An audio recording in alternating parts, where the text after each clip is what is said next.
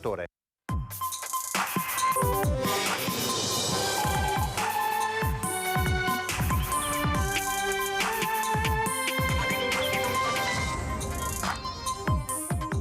delitto di Vanessa Ballan, la difesa di Fandai Buyar ha impugnato al Tribunale del riesame l'ordinanza di custodia in carcere. Non è escluso che il 41enne possa parlare ai giudici nei prossimi giorni.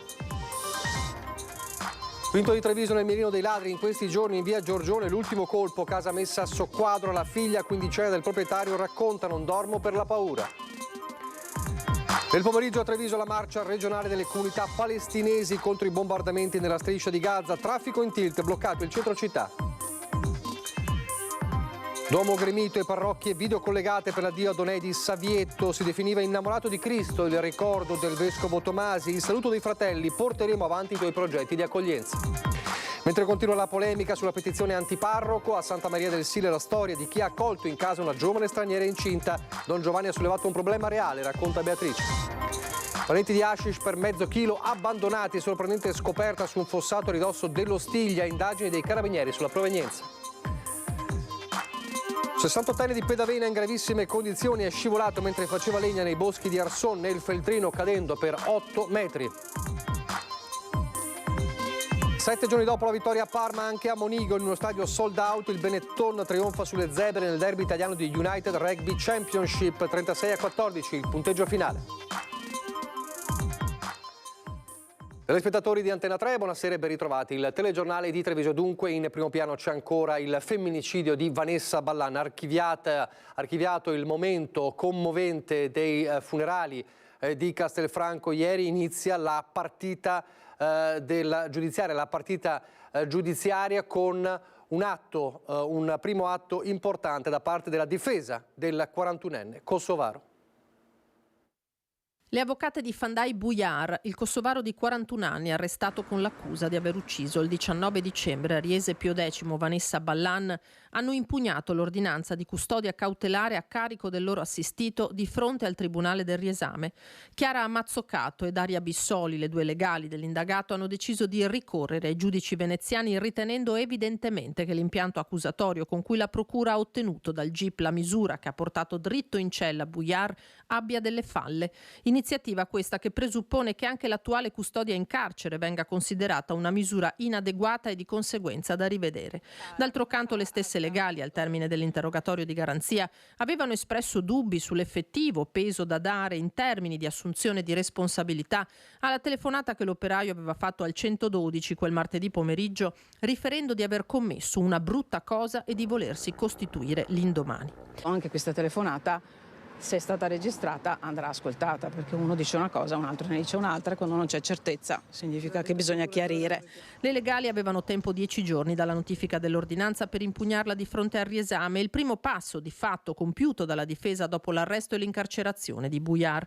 Non è peraltro escluso che Mazzoccato e Bissoli decidano di far rilasciare nei prossimi giorni al loro assistito delle dichiarazioni spontanee. Il 41enne né in fase di arresto né in fase di udienza di convalida ha mai parlato, dimostrandosi confuso e incapace di riferire i fatti. Ma ora che i funerali della vittima sono stati celebrati, che il dovuto rispetto nei confronti di Vanessa e dei suoi cari è stato osservato, la difesa procede con le azioni che ritiene necessarie e il terribile caso che ha sconvolto la Marca si sposta da qui in poi nelle aule giudiziarie. Ancora la cronaca con le razzie dei ladri a Quinto di Treviso nel mirino dei malviventi in questi giorni. In via Giorgione l'ultimo colpo, una casa messa a soqquadro, sotto shock la figlia quindicenne del proprietario. Ho visto tutto buttato per terra, mi è venuta un'ansia, sono corsa da papà. Ha preso tanta paura? Sì, tanta. Tuo padre mi ha detto che non hai dormito tutta la notte. Esatto. Cercavo, però no. Appena sentivo qualcosa prendevo paura. Una brutta sensazione quella che si prova. Sì. A parlare la figlia quindicenne di Ivano Mistrorigo, ultima vittima in ordine di tempo dei ladri scatenati che hanno preso d'assedio Quinto di Treviso negli ultimi giorni. Sono diversi i casi di furto in abitazione che avvengono soprattutto all'imbrunire, come in questo appartamento in via Giorgione, dove i malviventi sono entrati in azione prima delle 21. Quando padre e figlia sono rientrati, hanno trovato l'amara sorpresa. Sono entrati da qui? Da qui, sì, hanno sforzato là. tirato sulla persiana anche il legno, invece se la vede tutta rotta. I malviventi hanno rovistato tutto da cima a fondo, rubando del contante nella camera della giovane. Andandosene si sono portati via persino il vino. 2 delle 3 camere tutte rabaltate, cassetti, come fanno di solito. E l'entrata qua lo stesso, tutto, la cucina completamente, e il vino hanno portato via. Quanto? Sono state 7-8 bottiglie. La zona è martoriata dai predoni. Altri colpi sono stati messi a segno in via Guizza e nella lunga via Giorgione. 2 mesi fa sono andati da quelle di sopra, sì. Però sono entrati dal portoncino principale perché è aperto. La polizia e i carabinieri hanno incrementato i controlli in questo periodo con pattuglie preserali e serali in tutti i quartieri, con l'identificazione degli occupanti di veicoli sospetti. La rabbia dei residenti è comunque palpabile. Perché tanto cosa diciamo? Che si riprendono, cosa gli fanno? Niente. C'è delusione, amarezza? Sì, tanta. Le forze dell'ordine invitano i cittadini a prestare attenzione. La situazione resta critica e richiede la collaborazione di tutti. I residenti vorrebbero una maggiore partecipazione dei cittadini nelle chat dove si comunicano i furti, anche tentati, eseguiti nella zona. Sarebbe utile che se c'è qualcosa di sospetto riuscire a avvisare, non dico il paese, ma almeno la via, no? Resta in gravissime condizioni, davvero in fin di vita, all'ospedale di Treviso la 72enne travolta ieri pomeriggio da un'auto mentre attraversava la strada Olmi davanti alla chiesa parrocchiale. L'abbiamo raccontato ieri in un servizio. La donna si trova nel reparto di terapia intensiva in prognosi riservata. A investirla, come sappiamo, un 30enne che da Ponte di Piave si stava dirigendo verso Treviso lungo la Postumia. È risultato poi negativo all'alcol test. Davvero le speranze sono appese a un filo. Sempre all'ospedale Cafoncello di Treviso, intervento al cuore riuscito, ma prognosi che resta riservata per il politologo Vittorio Emanuele Parsi, colto da malore mentre era a Cortina. Resta in condizioni gravissime Vittorio Emanuele Parsi, docente di relazioni internazionali all'Università Cattolica del Sacro Cuore di Milano, ricoverato in terapia intensiva al Cafoncello. In questi giorni si trovava a Cortina per la presentazione del suo nuovo libro quando è stato colto da un malore, un dolore al petto violentissimo. Date le condizioni apparse da subito critiche, è stato trasportato d'urgenza al vicino ospedale Codivilla di Cortina. Da lì, valutata la gravità delle sue condizioni, è stato trasferito prima a Belluno e poi all'ospedale di Treviso, dove è stato sottoposto a intervento chirurgico. Un problema cardiovascolare all'origine del malore. Accanto a Parsi la compagna e la famiglia tutta. La prognosi resta tuttora riservata. Andiamo adesso a Treviso dove si è conclusa la manifestazione, la marcia regionale delle comunità palestinesi per chiedere lo stop ai bombardamenti sulla striscia di Gaza, una marcia che ha portato anche come conseguenza collaterale qualche problema di traffico per il centro. L'ha seguita il nostro Lucio Zanato, che vedo in collegamento. Ciao Lucio, buonasera. Buonasera Nicola, buonasera ai telespettatori di Antenna 3. Sì, mi trovo in piazza Santa Maria dei Battuti, dove si è conclusa la manifestazione iniziata oggi pomeriggio intorno alle 16:30 dalla stazione ferroviaria sostanzialmente.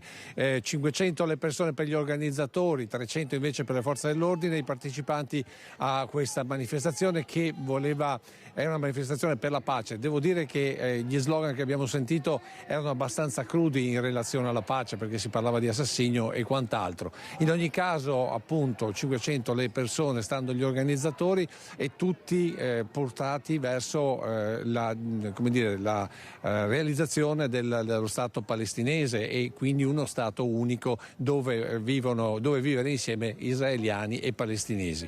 Una situazione che se da una parte appunto si è svolta senza nessun problema all'interno dello sfilamento, all'interno della manifestazione, all'esterno invece ha creato notevoli problemi, perché probabilmente il tappo iniziale ha bloccato completamente tutto il traffico che è rimasto bloccato nell'esterno mura e all'interno verso il centro storico fino alle 19 circa, con lunghe code e notevoli disagi anche per quanto riguarda il trasporto pubblico locale. Ricordiamo che è proprio all'entrata della stazione poi c'è la stazione delle Corriere.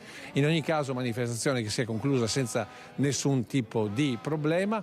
Io adesso vi faccio sentire il portavoce portavoce dei palestinesi in Veneto, ovvero Khaled El Zaher. Va detto che questa manifestazione era regionale, in realtà c'è stata la partecipazione anche di gruppi provenienti dal vicino Friuli Venezia Giulia, Pordenone, Udine e addirittura Trieste. Allora sentiamo il presidente della comunità palestinese del Veneto e poi linea allo studio. Questa è una di decine di manifestazioni che abbiamo fatto in tutto il Veneto, non possiamo non fare anche Treviso. E siamo contenti per la reazione della città, della partecipazione che ci fa sentire che non siamo soli. E dunque la gente che vuole la pace, il cessate il fuoco e soccorrere subito Gaza e costruire veramente finalmente la pace. E la pace si può costruire sui principi dell'ONU. Allora, riconoscere tutti i principi dell'ONU, compreso il riconoscimento dello Stato palestinese, quello è lo Stato che manca, lo Stato futuro con gli israeliani che vogliono vivere alla pari con noi palestinesi, non in un apartheid. Gli israeliani, gli ebrei che noi conosciamo, da Moni Ovadia, che saluto in Italia, ai ebrei contro il colonialismo, contro gli ebrei che inviteremo a Vicenza il 20 gennaio marceranno con noi, cristiani, ebrei e musulmani, una marcia semita per dire fermate la guerra antisemita, razzista contro un popolo. Lo sterminio non può essere una soluzione. Restiamo a Treviso, dove questa mattina in Duomo c'è stato l'addio a Don Edi Savietto, un addio commosso e molto partecipato.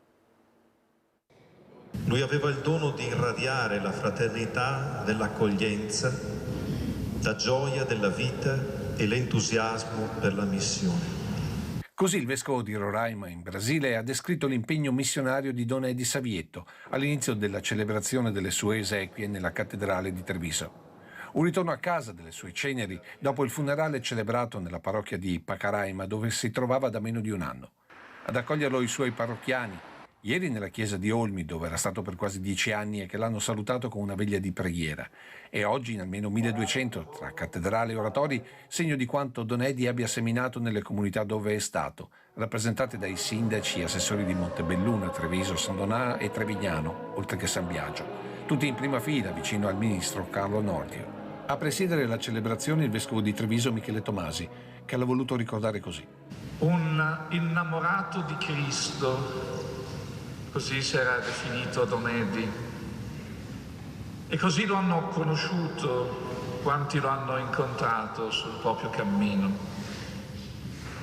Era difficile non rimanere colpiti ed anche affascinati dal suo modo di fare, che era manifestazione del suo modo di essere. A concelebrare la funzione, oltre ai numerosi sacerdoti della diocesi, i vescovi di Padova, Claudio Cipolla, di Vicenza, Giuliano Brugnotto, che con Treviso condividono l'impegno missionario in Brasile. Con loro il vescovo di Piacenza, Adriano Cevolotto, già vicario trevigiano durante gli anni del primo impegno sacerdotale di Don Edi, e Monsignor Alberto Bottari de Castello, già nunzio in Ungheria e montebellunese come la famiglia Savietto. E al termine della celebrazione l'ultimo saluto a Don Edi l'hanno dato così i fratelli Oscar e Christian, ricordando il suo impegno per una casa di accoglienza per donne e bambini di strada. In molti avete cominciato a sostenere i progetti di Pacaraima, con raccolte, lotterie e varie iniziative. Continuiamo a farlo perché quello che è iniziato possa essere portato a compimento. Ci mancherai banana, forza Inter sempre.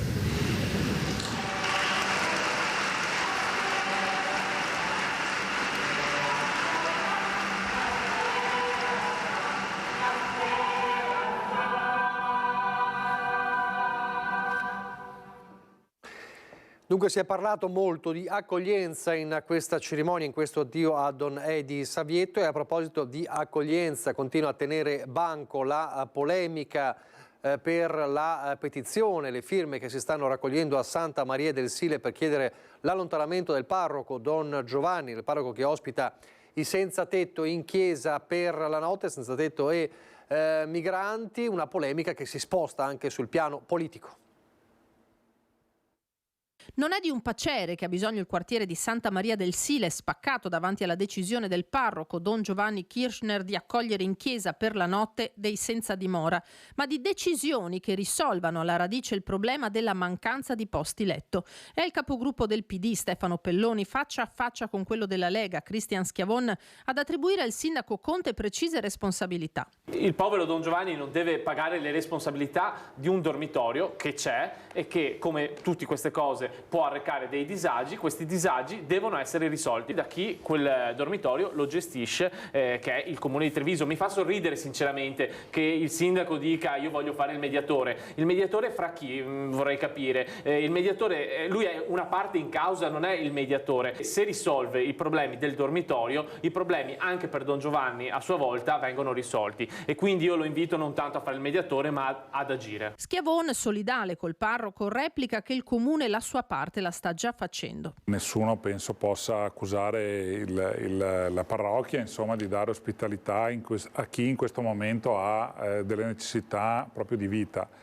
Però rammento che ci sono la bellezza di 3 milioni per un nuovo dormitorio, quindi una nuova risistemazione. È brutto da dire l'ex macello in questa situazione come parola, però stiamo tranquillamente andando avanti da 1 anno e mezzo. Ma ad oggi io non mi sento assolutamente in colpa di dire l'amministrazione è colpevole, perché il dormitorio di via Pasubio è questa amministrazione che sta cercando e trovando una soluzione. Ma oltre a questo un ente locale non può fare, prosegue il capogruppo del Carroccio. Io non accetto che ci sia una condanna a un sistema amministrativo locale quando il sistema ha delle falle a livello nazionale. Il nodo però della distribuzione dei migranti nel territorio, secondo Pelloni, rimane. Se non ci mettiamo d'accordo che dobbiamo realizzare l'accoglienza diffusa, allora è chiaro che i problemi saranno sempre di più e se ne farà carico soprattutto il comune capoluogo. E intanto nella zona di Santa Maria del Sile non ci sono solo il dormitorio di via Pasubio o la chiesa come luoghi di accoglienza dei migranti e senza tetto, anche diverse famiglie hanno offerto le loro abitazioni per rispondere ad alcune emergenze temporanee. Nel prossimo servizio la testimonianza di una di loro. Questa parrocchia, la mia famiglia, ma come tante altre famiglie, ha già esperienze di accoglienza alle spalle. Beatrice, con marito e 3 figli, abita in questa casa di via Tron, parrocchia di Santa Maria del Sile, dove un paio di anni fa ha accolto una giovane straniera in procinto di diventare mamma. Quando il Don Giovanni, che sempre coinvolge la comunità nelle cose, ha chiesto, così, ha raccontato di una ragazza che era incinta e aveva finito il suo tempo di accoglienza nel centro dove era, quindi noi ci siamo attivati per accogliere appunto questa mamma che da lì a 1 mese ha partorito questo bambino. Bellissimo, ed è stata un'esperienza ovviamente faticosa per certi aspetti, perché ci sono delle regole da mettere a punto, c'è una convivenza. E questa, secondo Beatrice, è la base per un'accoglienza possibile, certo con molti dubbi all'inizio. La paura c'è sempre, ma c'è la paura ovunque quando si incontra uno straniero, e il dialogo credo che sia l'unico modo. Noi abbiamo precisato bene quali erano gli spazi che lei doveva utilizzare. Quando abbiamo visto che per esempio c'erano, non so, lei aveva l'idea di riscaldamento alto, gli abbiamo detto magari proviamo a abbassarlo un pochino e con tempi diversi. Stava al buio invece perché aveva paura di consumare la luce, e noi gli abbiamo detto la luce la puoi accendere quando sei qui, cioè dare un attimo le regole. Se si è un po' fermi in questo e si mostra che è in spirito di accoglienza questo, non in spirito di proibizione, io credo che queste cose si possono fare. Regole di convivenza sulle quali la giovane immigrata si è costruita il futuro. Poi lei appunto è riuscita a riunire la sua famiglia, ha riunito il compagno che già aveva appunto, e ora ha un'altra bambina. E sono riusciti a ricongiungere il figlio che lei aveva in Africa, quindi adesso una bella famiglia con 3 figli, e lui che già lavorava è riuscito anche a trovarsi un'abitazione, adesso vivono a Visnà di Vazzola nella loro casetta. Inevitabile infine dalla parrocchiana il commento sulla vicenda della raccolta firme per allontanare Don Giovanni Kirchner. Quello che poi ha fatto Don Giovanni è solo rispondere a un'emergenza, ma coadiuvata anche con tutti, perché tutti noi ci siamo sentiti interpellati. Ha trovato solo una risposta per gestire un'emergenza che poi chiaramente però va strutturata. E intanto sul fronte dell'edilizia popolare Ater denuncia insoluti fino a 40.000 euro con inquilini che non pagano affitti né spese condominiali. L'amarezza del presidente D'Alzilio, gli ufficiali giudiziari, racconta, trovano nelle case anche maxi TV al plasma. 1.700 gli immobili ERP, edilizia residenziale pubblica gestiti da Ater, 900 circa quelli di proprietà del comune di Treviso, gestiti invece da un'azienda privata, 146 quelli destinati da Ater all'emergenza abitativa, casi limite segnalati proprio dai servizi sociali del comune, una percentuale che oggi si attesta al 10%, così vuole la legge regionale, e che presto potrebbe salire fino al 20% come richiesto dai comuni proprio alla regione. Finalmente, dopo diverse peripezie, la graduatoria definitiva che stabilisce le priorità delle assegnazioni a Treviso è stata approvata. All'origine del disguido un bug che aveva fatto slittare di diverse posizioni alcune famiglie, sistemato grazie all'intervento della Regione. Quello che noi chiediamo, e chiediamo a gran voce ai comuni, è che i servizi sociali dei comuni siano a fianco di Ater, perché i nostri inquilini a volte molto spesso vanno accompagnati e vanno educati, perché il canone minimo previsto dalla legge 39, che è di 40 euro, non posso accettare che mi venga detto che è il motivo per cui arriviamo a uno sfratto, perché i 40 euro al mese non devono essere un grossissimo problema. Ma il problema è educare la gente. Le prime 24 case saranno assegnate entro un mese, con l'inizio dell'anno a lavoro per altri 24 alloggi, ma sono 600 ad oggi le famiglie in lista d'attesa ERP. Diversi casi di insoluto cui Ater sta facendo fronte, con buchi anche di 40.000 euro. Non sono solo i soldi dell'affitto, ma sono anche le spese condominiali che ovviamente risponde il proprietario e noi ci troviamo a pagare. Ci troviamo con spese importanti come i 40.000 euro di insoluti, però dà fastidio quando l'ufficiale giudiziario con il nostro personale, con le forze dell'ordine, entrano in quegli appartamenti e magari ci troviamo televisori a 65 pollici in soggiorno. Scusatemi, ma prima di comprare il televisore a 65 pollici prendetene uno un po' più piccolo e pagatevi l'affitto, garantitevi un tetto sopra la testa. Pochi istanti di pubblicità, poi a Roncade per il caso del polo Amazon. Di nuovo in diretta con il telegiornale di Treviso e dunque il via libera al maxi polo Amazon di Roncade diventa una polemica sempre più politica. Apriamo la discussione per le dichiarazioni di voto e lascio la presidenza al vice sindaco. Poco prima del voto il sindaco interrompe il consiglio comunale chiedendo a tutti i consiglieri se ci sono delle incompatibilità al voto. Poco dopo il sindaco delega il compito della presidenza al vice sindaco e l'unica persona ad uscire dal consiglio comunale è proprio il sindaco stesso. Al che capiamo che c'è qualcosa che assolutamente non va. Opposizione all'attacco dopo il mancato voto della sindaca Pieranna Zottarelli durante l'ultimo consiglio comunale, dove all'ordine del giorno c'era anche la votazione per il via libera alla costruzione del maxi polo Amazon.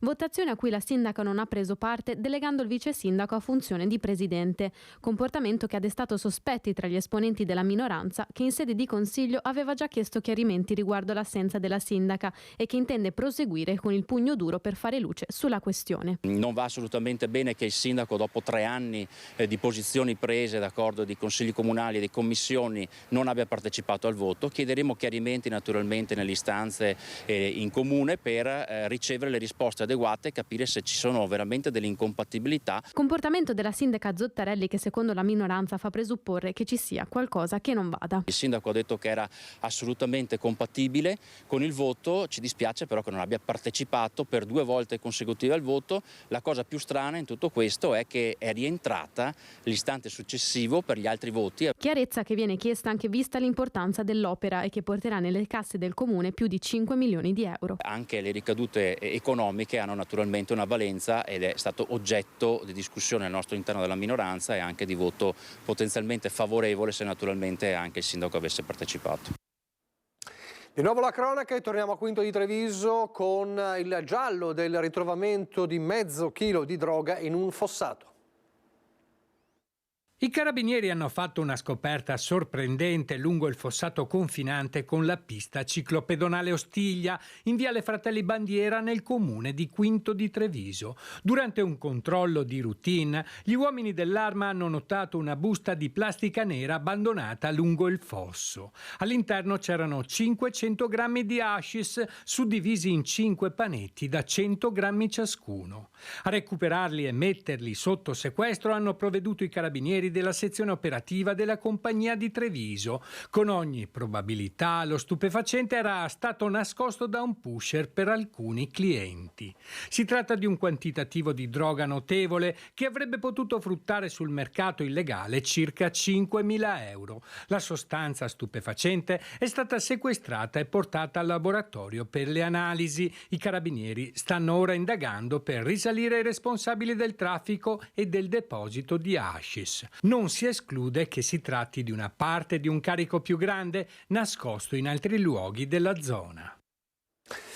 Prima di andare a Belluno vediamo le immagini, siamo allo sport della nuova vittoria del Benetton a Monigo, questa volta sempre contro le Zebre di Parma nel derby italiano di United Rugby Championship, e 7 giorni fa la vittoria a Parma, e adesso oggi nella partita del primo pomeriggio in uno stadio di Monigo sold out, da tutto esaurito e in festa, un'altra vittoria ancora più netta, 36-14, con i leoni biancoverdi che adesso si trovano a 32 punti in classifica nello United Rugby Championship, quindi una stagione sempre più importante, l'abbiamo visto anche nelle coppe, ma soprattutto nel campionato dello United Rugby Championship. Domani vi racconteremo nel dettaglio le fasi di questa partita. Adesso andiamo nel bellunese.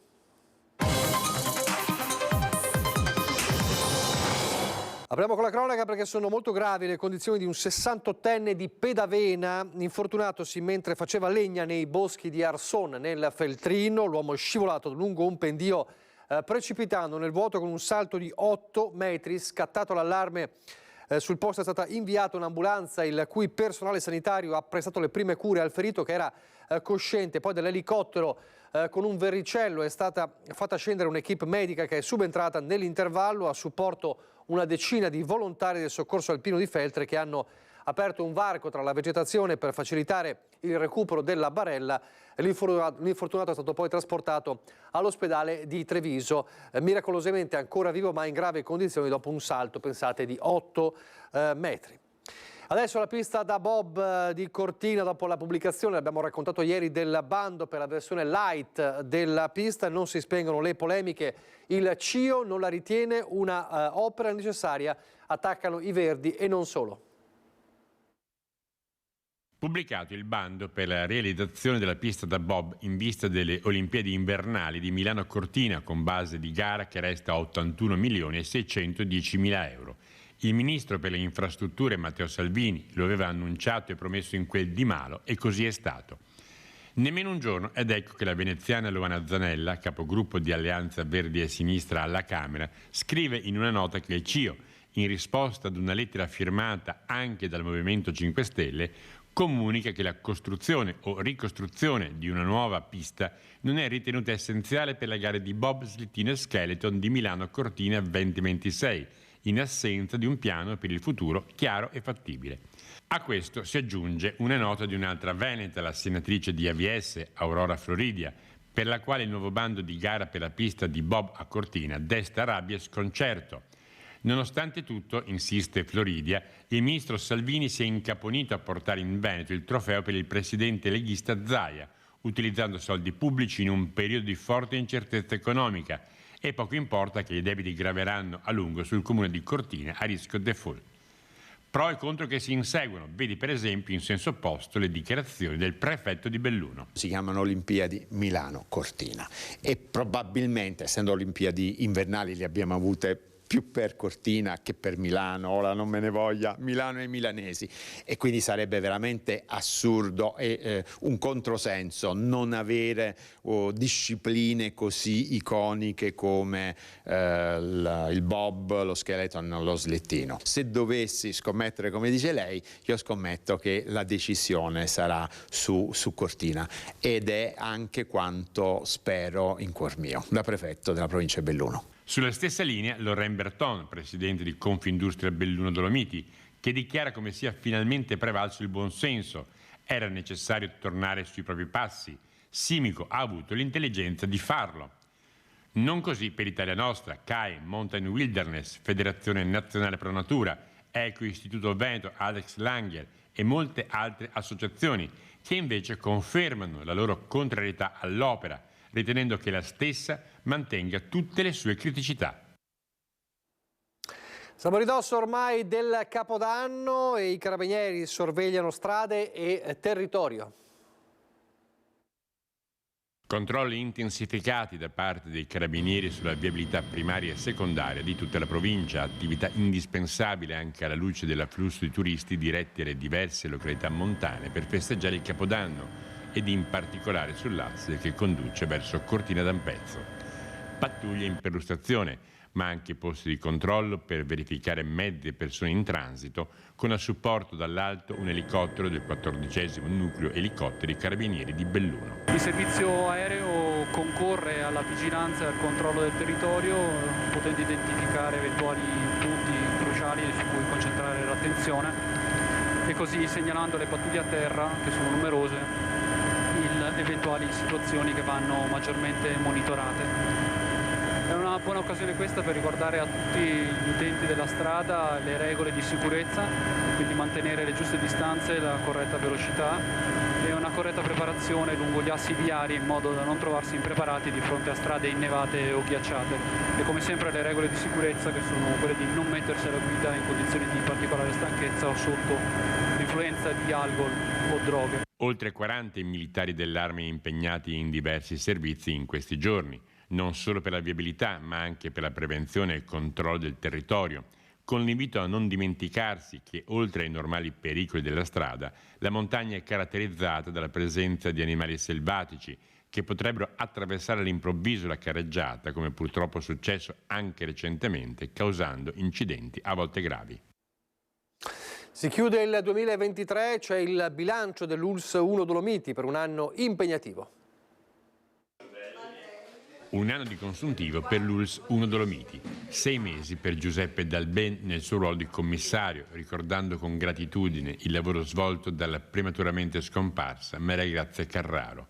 Tantissime cifre per raccontare l'enormità del lavoro svolto, così tante che è letteralmente impossibile citarle tutte. I 3 più importanti, ma direi i 205 incarichi che sono stati dati al personale appunto che compone la nostra organizzazione, in segno appunto del lavoro che hanno fatto, i numerosissimi progetti che sono stati fatti nell'ambito della sanità di prossimità, più di una decina, e poi direi che è importante il tema degli investimenti, l'altro numero importante, 373 milioni di investimenti negli ultimi 7 anni e in particolare nel 2023 36 milioni di investimenti. Nel 2023 23 milioni investiti in edilizia, 9 in attrezzature sanitarie dove la parte del leone la fa il Da Vinci collocato a Feltre, 1.300.000 euro in ambulanze e poi il completamento del pronto soccorso di Agordo e dell'ospedale di Lamon, il completamento dell'antincendio a Belluno come ad Agordo, Auronzo, Pieve di Cadora e Feltre,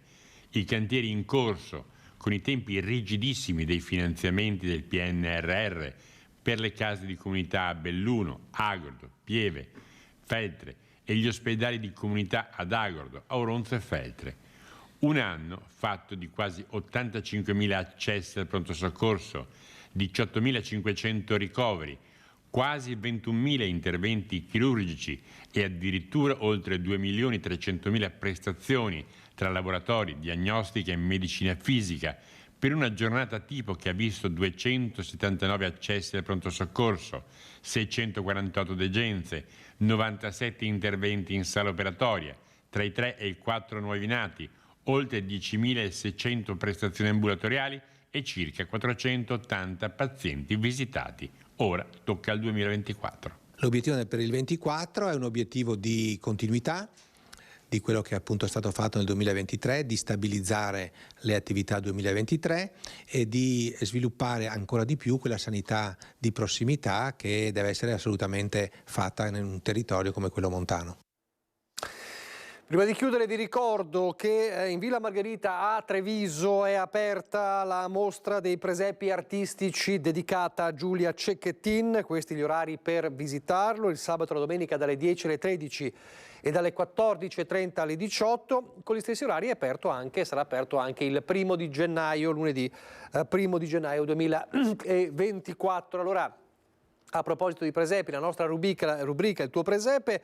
Questa sera vediamo le creazioni di Giulia Vendramini, realizzato con Maria, Benedetta, Vittorio ed Emanuele a Gorgo al Monticano, il presepe di Lorenzina Pozzebon di Ponzano Veneto e il presepe napoletano allestito alla chiesa di Sant'Elena a Zerman di Mogliano Veneto. E con questi presepi ci salutiamo, vi lascio il meteo. Arrivederci.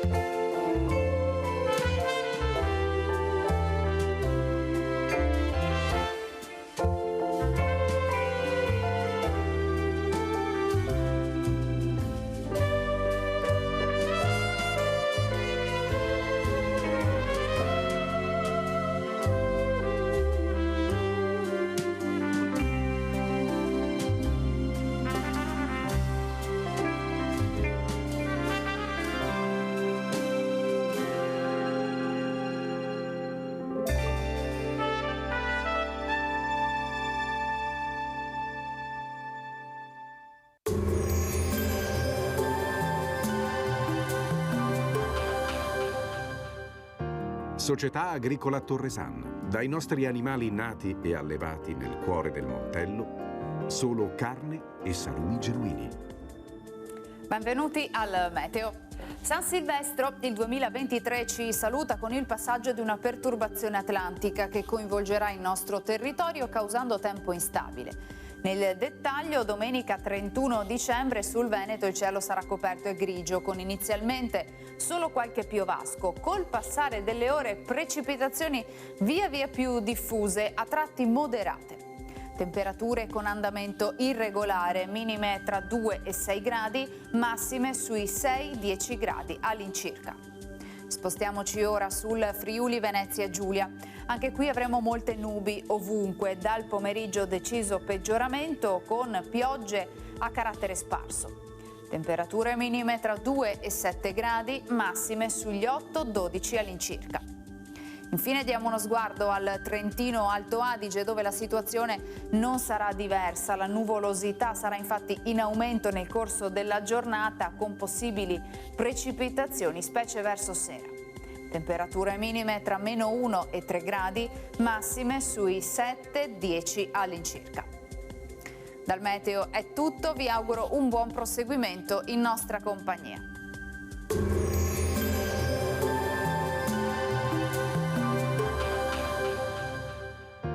Società Agricola Torresano. Dai nostri animali nati e allevati nel cuore del Montello, solo carne e salumi genuini.